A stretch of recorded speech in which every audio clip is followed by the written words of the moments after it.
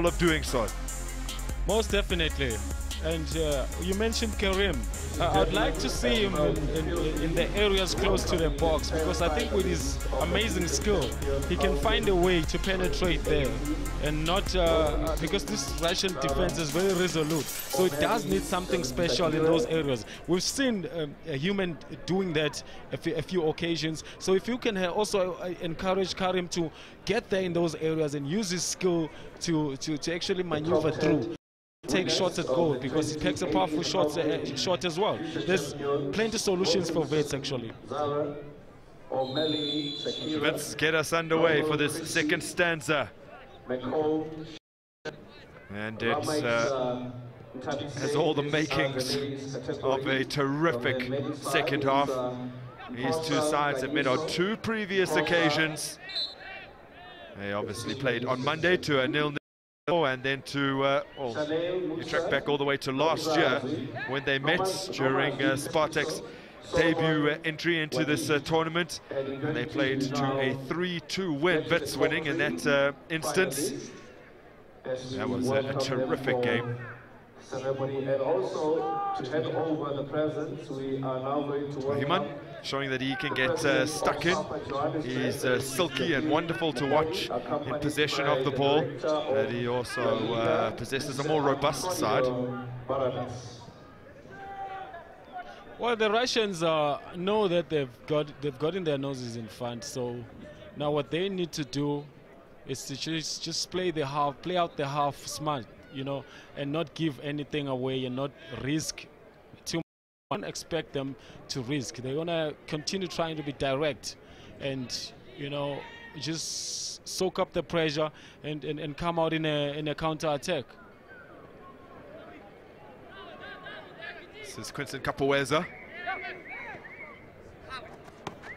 He's had his head bandaged since Wednesday, although he abandoned wrapping during the second half of yesterday's game against ADO Den Haag.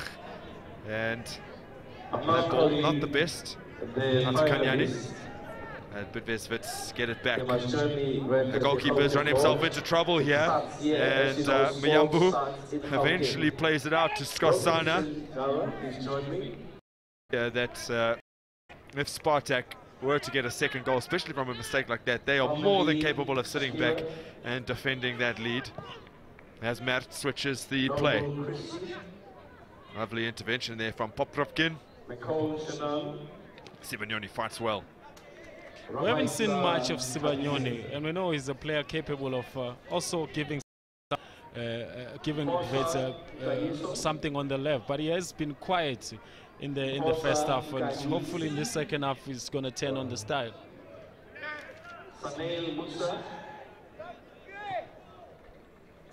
Poprovkin. He had Litvinov as an option, but he very cleverly clips it back into play. Here is Brad Crosslow for Bidvest Wits. Human coming back to collect. Human gets past Morganov. Human takes aim, and Sibanyoni scrambles it home, bundles it over the line. It's not the prettiest goal you'll ever see, but it counts. We're speaking of Sibanyoni being quiet, and he just gave us, you know, an answer there and said, okay, you know what, you said I'm quiet, I'm gonna show you, I'll score. But it's this man again, you know, he body wave, gets past the defender and takes a shot, a very difficult shot at goal, because it bounces in front of the goalkeeper, Markov, and Sibanyoni was there to profit from it. Because he knows he was lucky, as did his coach Dylan Shepherd. Deserves the goal because he stayed alert inside that danger area. Most definitely, Grant. Second, you know, on a rebound. So now it's all to play for. Evenly poised at 1-1. Wits didn't take very much time at all to get out of the starting blocks in this second stanza and level things.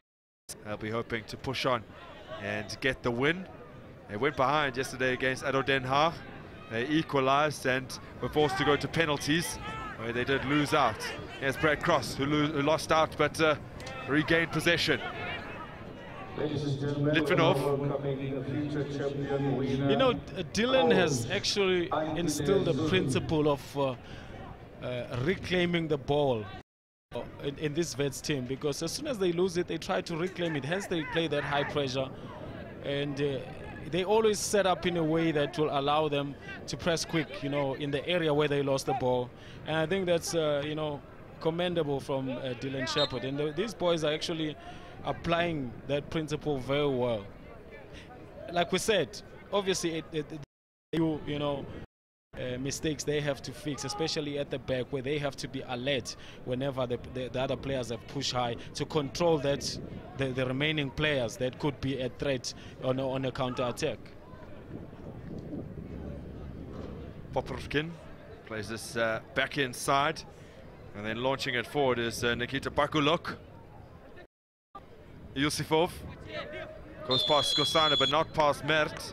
Ladies and gentlemen, we now announcing. He certainly doesn't disagree, or he doesn't agree rather, with that decision that's gone against him.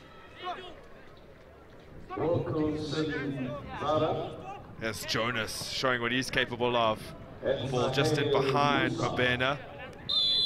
These are the top winners of the 2018 Gauteng Future Champions.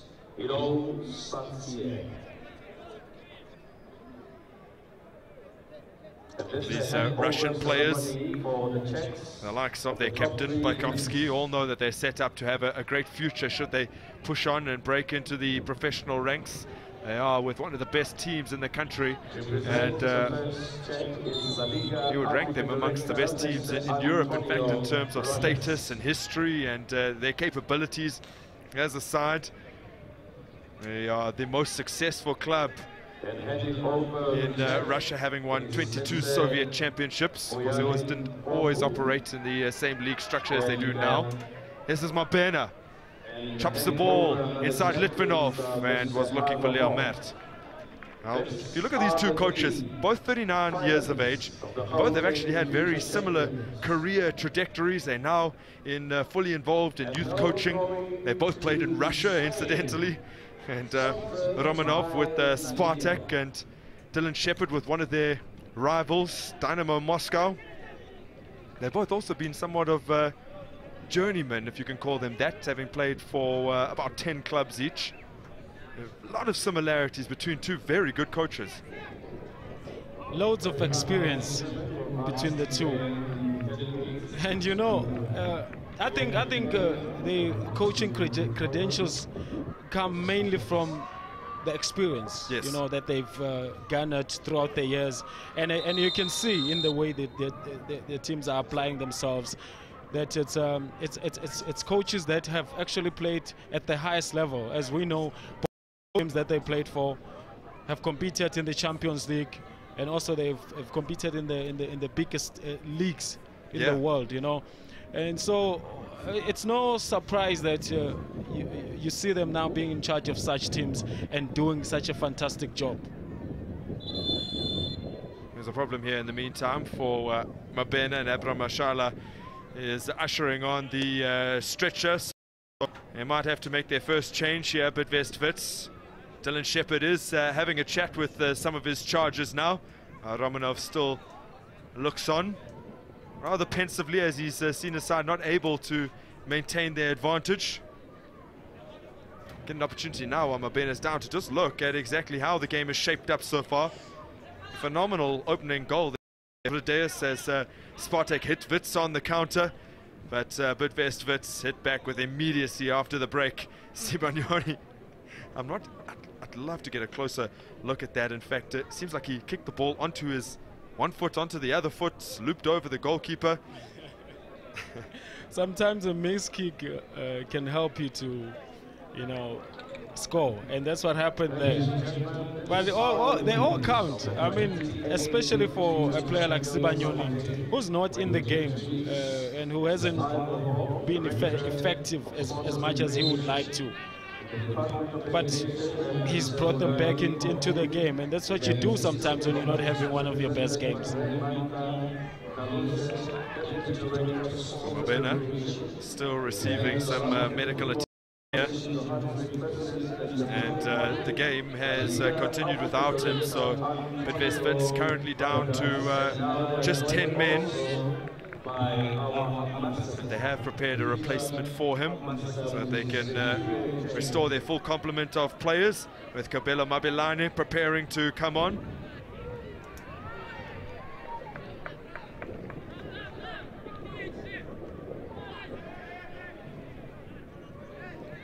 If you can just notice, Grant, how many times have the Russians tried to play the ball behind the Wits defenders and haven't been caught offside once? Yep. That says a lot about their timing and their running, because there also has to be a sync between the player on the ball and the player that's making the run. Human pounces upon a loose pass, and Wits continue to put the pressure on. The pressure was created by Leo Matt chasing down Morganov. Leo Matt makes about 3 strides for every one that Morganov makes. So disparate is the size between the two, as Mabelane now gets his opportunity to the man that scored 2 against Espanyol earlier in the week. A disappointing end to the tournament from Siphiwe Mabena. He's been deployed both through the center and also on the flank up front in the 4-3-3 formation of Dylan Shepherd.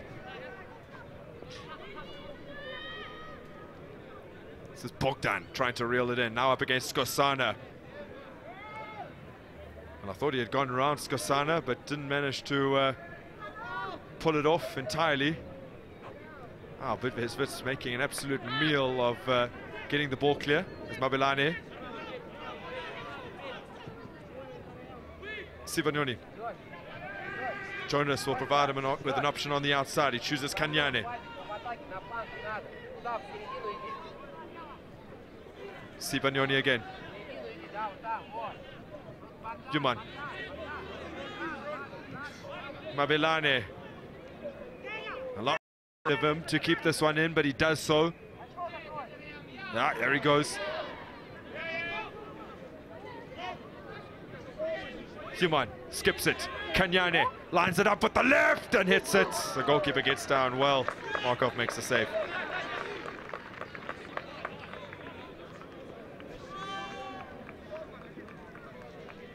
You spoke about Mabena. I think he's had a great tournament. He'll be happy about how he acquitted himself in this tournament.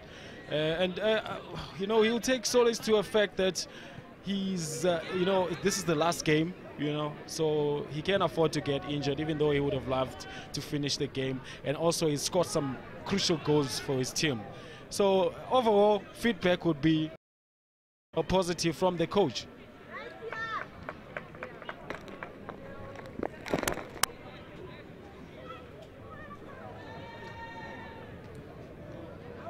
Nice touch, and the block comes in from Kapoweza.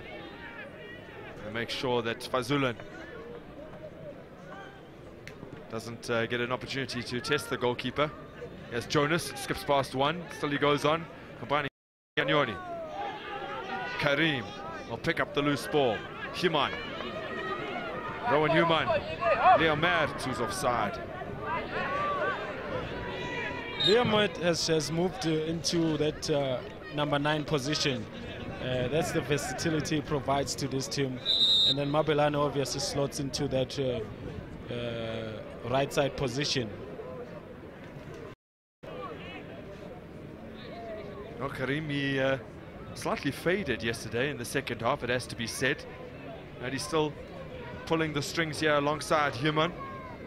Dylan Shepherd has showed faith in him since the very first game when he brought him on as a second half sub, and he started every game subsequent as the 16-year-old who does turn 17 this year.